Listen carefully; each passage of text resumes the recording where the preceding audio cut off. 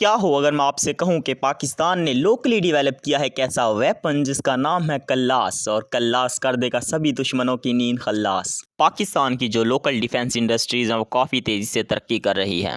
पाकिस्तान अब ऐसे ऐसे वेपन्स डेवलप कर रहा है जो पाकिस्तान के अंदर लोकली मैन्युफैक्चर किए जाते हैं और वो वर्ल्ड के अंदर एक्सपोर्ट भी किए जाते हैं। तो पाकिस्तान अपना जो एक्सपोर्ट का दायरा है वो बहुत ज़्यादा बढ़ाना चाहता है और अपनी ग्रोथ को काफ़ी हाई लेवल तक लेकर जाना चाहता है। इसी के अंदर पाकिस्तान की एक ऐसी इंडस्ट्री भी है जो काफ़ी ज़्यादा न्यूज़ और हेडलाइंस के अंदर रहती है जिसका नाम है गिड्स।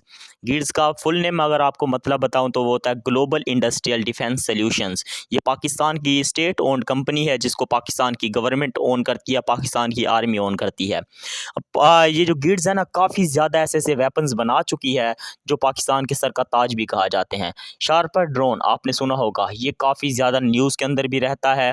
इसको पाकिस्तान के अंदर लोकली डेवलप किया गया है और इसी शार्पर ड्रोन को इसी कंपनी गिड्स ने जो है डेवलप किया है।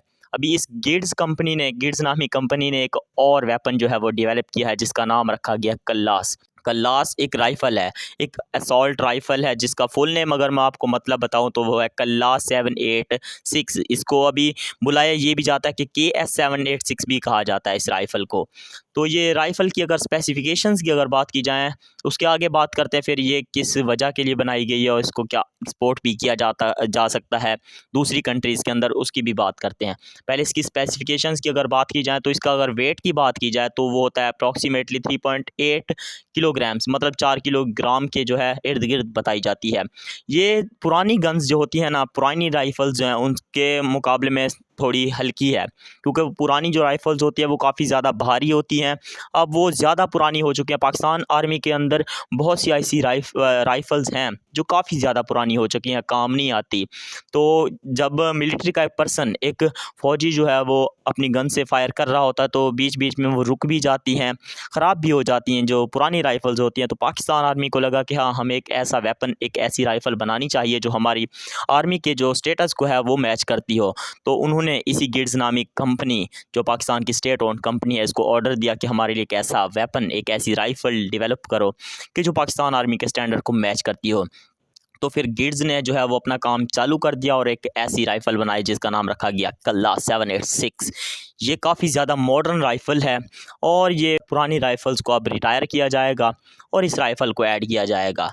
अगर इसकी एक्सपोर्ट पोटेंशियल की अगर बात की जाए, क्या वाक़ई ये जो राइफ़ल है दूसरी कंट्रीज़ को एक्सपोर्ट की जा सकती है और की जा सकती है तो कौन-सी कंट्रीज़ को एक्सपोर्ट की जा सकती हैं? अज़रबैजान आप जानते होंगे पाकिस्तान का काफ़ी ज़्यादा फ्रेंडली कंट्री है, तो उसको ये काफ़ी ज़्यादा पोटेंशियल है कि इस राइफ़ल को जो है वो उसी कंट्री को एक्सपोर्ट किया जाएगा। और पाकिस्तान के और भी काफ़ी सारे ऐसे-ऐसे दोस्त हैं जो राइफ़ल्स की जिनको कमी रहती है, बनाते तो अपने भी हैं, टर्की जैसे ले लें।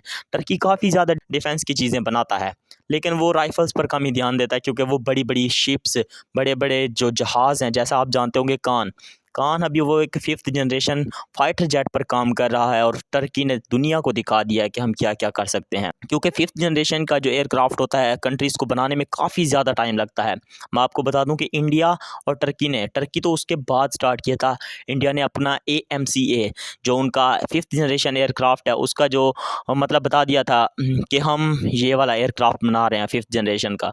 टर्की ने उसके बाद जाकर कहा कि हम कान नामी 5th जनरेशन फाइटर जेट बना रहे हैं। लेकिन अब आप देख सकते हैं कि इंडिया का जो है वो प्रोटोटाइप भी पेश नहीं किया गया, अभी तक वो डेवलप नहीं किया गया प्रोटोटाइप। और उसके अगर बात की जाए कान की तो वो अपनी फ़र्स्ट फ्लाइट भी ले चुका है। अभी वो अपने डेवलप होने के काफ़ी ज़्यादा करीब और सर्विस के अंदर काफ़ी जल्दी इंडक्ट कर लिया जाएगा। मुझे लगता है तकरीबन कोई 3-4 साल बाद जो कान है वो टर्की की जो फोर्सेस हैं उनके अंदर इंडक्ट कर लिया जाएगा और बहुत ज़्यादा पोटेंशियल है कि वो पाकिस्तानी फोर्सेस को भी दिया जाए, एयरफोर्स को भी दिया जाए। क्योंकि कहा यह भी जाता है कि पाकिस्तान की जो फोर्सेस हैं वो इसी प्रोजेक्ट्स के अंदर जो है काम कर रही हैं, टर्की के साथ साथ काम कर रही हैं इस प्रोजेक्ट कान के अंदर। तो देखने वाली बात है कि क्या वाकई कान जो फाइटर जेट है वो पाकिस्तान को भी मिलता है या नहीं मिलता है, लेकिन बहुत ज़्यादा चांसेस हैं कि मिलेगा क्योंकि पाकिस्तान और टर्की एक आयरन ब्रदर कंट्रीज़ हैं। कहा यह भी जाता है कि ये जो कान नामी फाइटर जेट है ये जो अमेरिकन F-35 लाइटनिंग है उससे भी ज़्यादा घातक होगा, उससे भी ज़्यादा ख़तरनाक होगा।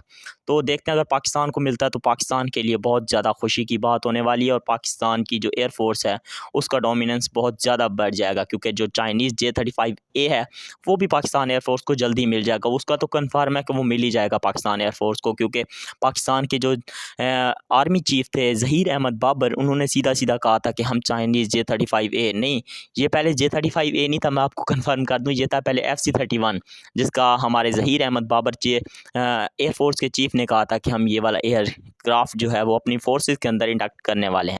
और चाइना के ऑफिशियल्स की तरफ से भी कंफर्म कर दिया जाएगा कि ये जो एयरक्राफ्ट है डेवलप होने के बाद जब चाइनीज़ फोर्सेस PLA के अंदर इंडक्ट कर लिया जाएगा, उसके बाद ये पाकिस्तान को भी दिया जाएगा और तकरीबन कोई 100 की तादाद में ये पाकिस्तान एयरफोर्स को भी सर्विस के अंदर दिया जाएगा।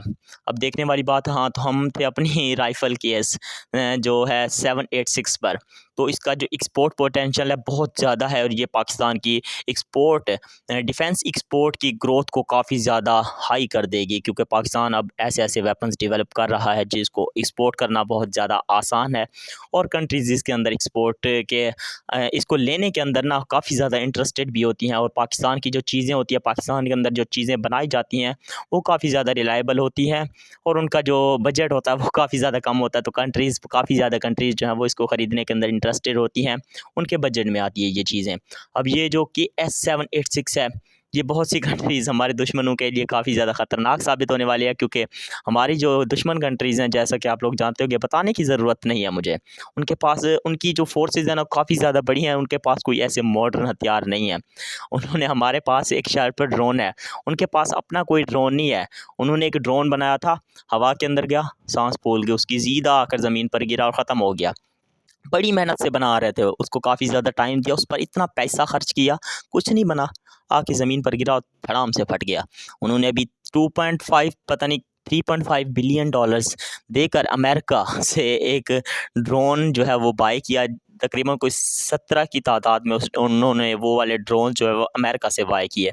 तो उनकी कंट्रीज़ के अंदर कोई लोकली मैन्युफैक्चर्ड वाला सिस्टम नहीं है। पैसा है, लेकिन पैसा जो है वो अक्ल नहीं खरीद सकता, पैसा हथियार खरीद सकता और हथियार एक दिन पुराने हो जाते हैं, लेकिन जो अपनी टेक्नोलॉजी होती है ना वो ख़राब नहीं होती, उसको आगे चलकर आप एक्सपेंड कर सकते हैं। उतने पैसों के अंदर आप जहाँ पर उन्होंने 17 लिया, आप 170 भी बना सकते हैं अपनी टेक्नोलॉजी अगर आपकी हो तो। तो देखते हैं आगे क्या होता है। अगर आपको मेरी वीडियो पसंद आई तो वीडियो को एक लाइक करें, चैनल को सब्सक्राइब करें, बेल को ऑल पे सेट करें। मिलते हैं किसी और नेक्स्ट वीडियो में, तब तक के लिए टाटा, गुड बाय।